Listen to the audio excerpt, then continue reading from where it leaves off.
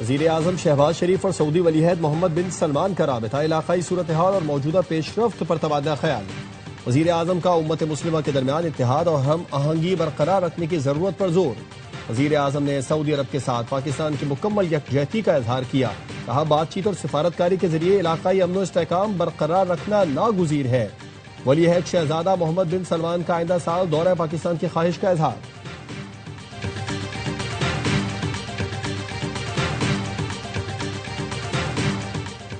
بھارتی سرپرستی میں چلنے والے پراکسی عناصر بلوچستان میں بے امنی پھیلانے کی کوشش کر رہے ہیں۔ Chief of defence forces field marshal Asim Munir کی نیشنل ورک شاپ بلوچستان کے شرکاء سے ملاقات میں گفتگو۔ فیلڈ مارشل کا کہنا تھا پاکستان کی علاقائی امن و استحکام کے لیے کمٹمنٹ غیر متزلزل ہے۔ سرد موسم میں کیا برف پگھلنے لگی؟ پاکستانی اسپیکر ایاز صادق اور بھارتی وزیر خارجہ کا مصافحہ۔ ایاز صادق اور جے شنکر نے ہاتھ ملایا۔ بھارتی وزیر خارجہ خود چل کر اسپیکر ایاز صادق کی نشست پر آئے۔ دونوں نے چند منٹ کی گفتگو کے دوران ایک دوسرے کی خیریت دریافت کی۔ خیر مقدمی کلمات کا بھی تبادلہ ہوا۔ دونوں کی ملاقات سابق بنگلہ دیشی وزیر اعظم خالدہ ضیاء کی رہائش گاہ پر ہوئی۔ اعلامیے کے مطابق جے شنکر نے اسپیکر قومی اسمبلی سے کہا کہ وہ ان کی شخصیت سے واقف ہیں۔ مارکہ حق میں فتح کے بعد پاک بھارت رہنماؤں کی یہ پہلی ملاقات ہے۔ پاک بھارت جنگ کے بعد بھارتی کرکٹ ٹیم کے کھلاڑیوں کو پاکستانی کھلاڑیوں سے ہاتھ ملانے سے منع کیا گیا تھا۔ ایاز صادق کی ڈھاکہ میں بنگلہ دیش کے عبوری سربراہ محمد یونس سے ملاقات۔ پاک بنگلہ دیش تعلقات میں پیش رفت پر اطمینان کا اظہار۔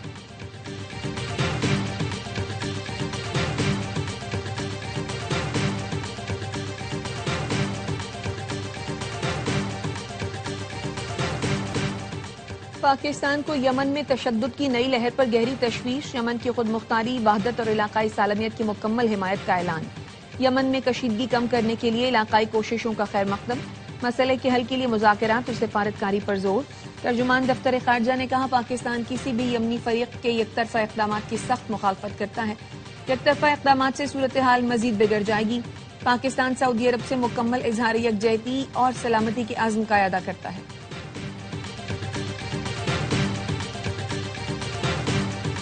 نئی امیدوں، نئی خواہشات کے ساتھ 2026 کو خوش آمدید۔ دنیا بھر میں نئے سال کا شاندار اور پرجوش استقبال۔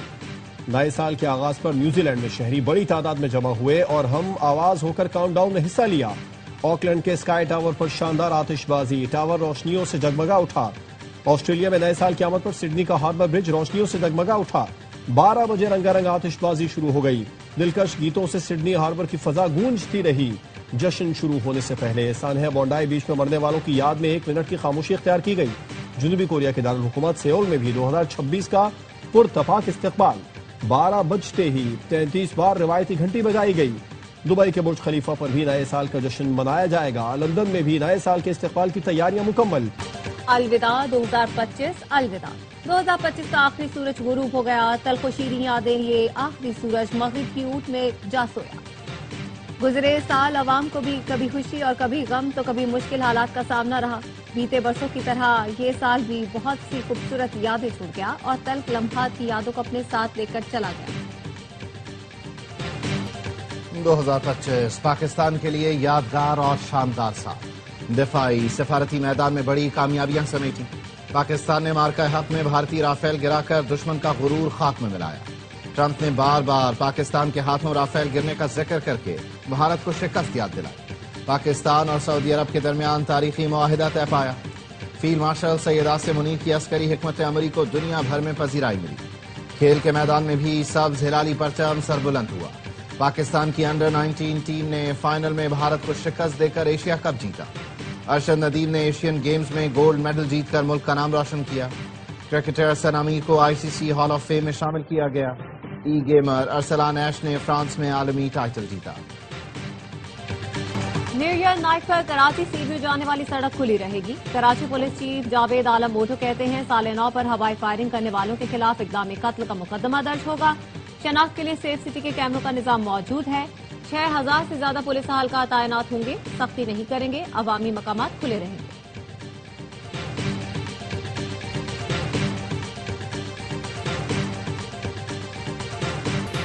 بنگلہ دیش کی سابق وزیر اعظم خالدہ ضیاء کی نماز جنازہ پارلیمنٹ ہاؤس کے باہر ادا کر دی گئی۔ بنگلہ دیش کے چیف ایڈوائزر محمد یونس سمیت لوگوں کی بڑی تعداد نے شرکت کی۔ اسپیکر قومی اسمبلی سردار ایاز صادق نے پاکستان کی نمائندگی کی۔ اسپیکر ایاز صادق نے خالدہ ضیاء کے بیٹے اور بیٹی سے ملاقات کر کے والدہ کے انتقال پر تعزیت کا اظہار کیا۔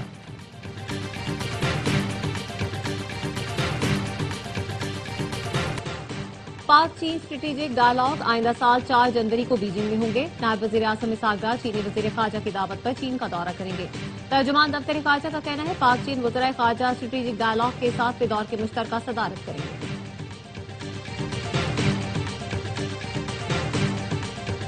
بیرسٹر گوہر نے مذاکرات کے لیے کسی بھی قسم کے رابطے کی تردید کر دی۔ آن سکرین یا آف سکرین کوئی رابطہ نہیں ہوا۔ فی الحال حکومت سے رابطہ نہ کسی اور فریق سے۔ چیئرمین پی ٹی آئی کی ARY نیوز سے گفتگو، کہا بہت ہو گیا، اب حالات بہتری کی طرف جانے چاہیے۔ 3 سال تحریک انصاف کے لیے مشکل رہے ہیں۔ 2025 میں جو امیدیں تھیں پوری نہیں ہوئیں۔ دعا ہے 2026 بانی PTI کی آزادی کا سال ہو۔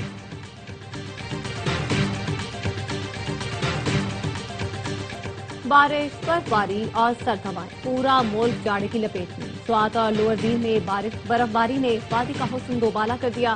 وادی چترال میں پہاڑوں پر برف کی تہ جم گئی۔ لواری ٹنل پر اب تک 7 انچ برف پڑ چکی۔ بلوچستان کے ضلع زیارت نے بھی برف کی سفید چادر اوڑھ لی۔ یوب، کوہلو اور چمن سمیت کئی علاقوں میں دوسرے دن بھی بارش کا سلسلہ جاری۔ سکھر اور عمرکوٹ میں بھی بادل جم کر برسے۔ خانپور سمیت پنجاب کے کئی علاقوں میں بھی بارش نے سردی میں اضافہ کر دیا۔ کراچی اور حیدرآباد میں موسم گرما کی پہلی بارش۔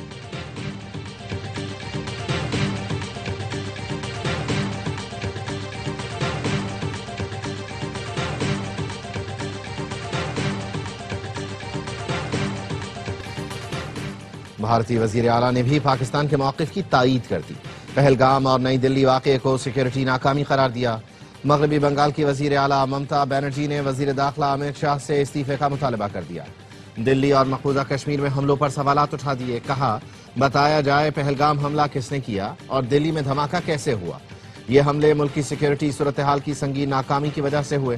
امت شاہ نے استعفیٰ نہ دیا تو عوام انہیں اقتدار سے نکال باہر کریں گے۔ نیپرا میں بجلی 72 پیسے فی یونٹ سستی کرنے کی درخواست پر فیصلہ محفوظ۔ نیپرا اعداد و شمار کا جائزہ لینے کے بعد فیصلہ جاری کرے گی۔ بجلی کی قیمت میں کمی کا اطلاق کے الیکٹرک صارفین پر بھی ہوگا۔ بجلی صارفین کو آئندہ ماہ کی بجلی بلوں میں ریلیف دیا جائے گا۔ CPPA کی درخواست پر نیپرا میں آج سماعت۔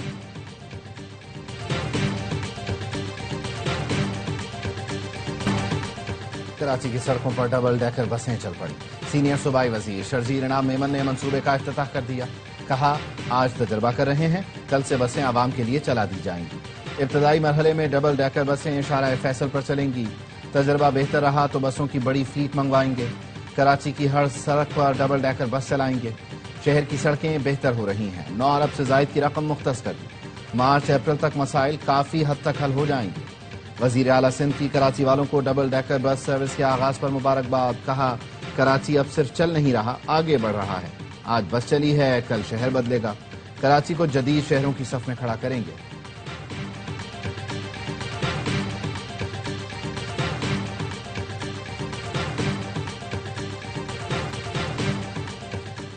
ملک میں گندم کی کوئی قلت نہیں، وافر ذخائر موجود ہیں۔ وفاقی وزیر رانا تنویر حسین کہتے ہیں پنجاب میں گندم کی 90% ابتدائی کاشت مکمل ہو گئی، بہتر پیداوار کی توقع ہے۔ تصدیق شدہ بیج اور یوریا کھاد کے استعمال میں نمایاں اضافہ ہوا ہے۔ سندھ میں گندم کی کاشت مقررہ اہداف سے تجاوز کر گئی۔ بلوچستان میں بارشوں کی کمی کے باوجود ہدف حاصل کیا جائے گا۔ خیبر پختونخوا کے بیشتر علاقوں میں گندم کی کاشت مکمل ہو چکی۔ تمام صوبوں کو عبوری قومی گندم پالیسی پر عمل درآمد یونٹس قائم کرنے کی ہدایت۔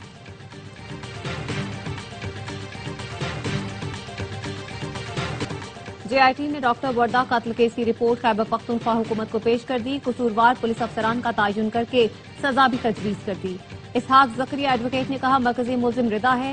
ملزمہ اور اس کے شوہر وحید کا اجرتی قاتل شمریز سے ملازمین کے فون کے ذریعے رابطہ تھا۔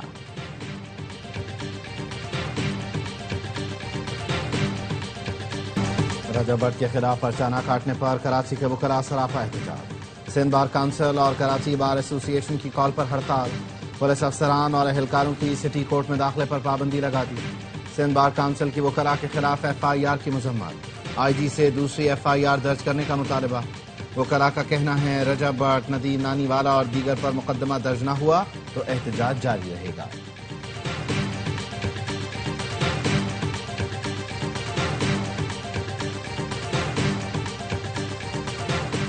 نیب نے کراچی سپر ہائی وے پر 250 ایکڑ سرکاری زمین واگزار کرا لی۔ نیب حکام کا کہنا ہے چیئرمین کی ہدایت پر قبضہ مافیا کے خلاف کارروائی کی گئی۔ جعلی ریکارڈ کے ذریعے سرکاری زمین نجی ملکیت ظاہر کی گئی تھی۔ نیب ذرائع کا کہنا ہے سپر ہائی وے کے اطراف ہزاروں ایکڑ سرکاری اراضی مافیات کے قبضے میں۔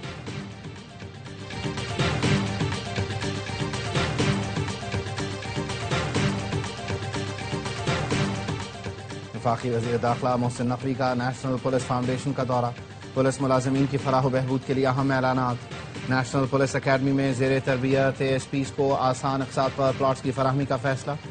ملک بھر سے ہر سال 10 انسپیکٹر، سب انسپیکٹرز اور ASI کو بیرون ملک بھجوایا جائے گا۔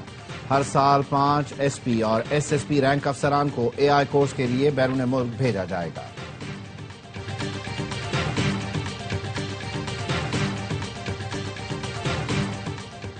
متحدہ عرب امارات نے نئے سال کی خوشی میں نجی شعبے میں کام کرنے والوں کے لیے تنخواہوں میں بڑے اضافے کا اعلان کر دیا۔ 1 جنوری سے کم از کم تنخواہ 6000 درہم مقرر کی۔ 30 جون تک تنخواہیں نہ بڑھانے والوں کے خلاف 1 جولائی سے تعدیبی کارروائی کی جائے گی۔ نئے قوانین کا اطلاق ورک پرمٹ کے اجرا، تجدید اور ترمیم کے تمام عمل پر لاگو ہوگا۔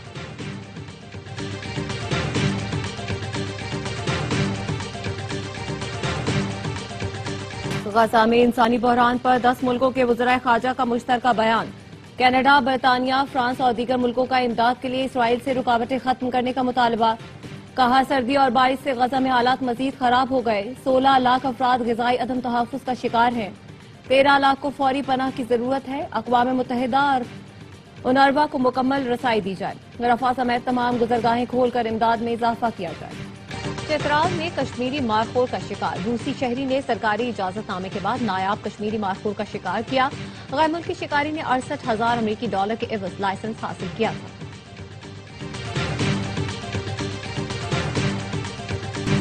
انگلش پریمیئر لیگ میں آرسنل کا ٹاپ شو جاری، ایسٹن ولا کو 1 کے مقابلے میں 4 گول سے ہرایا۔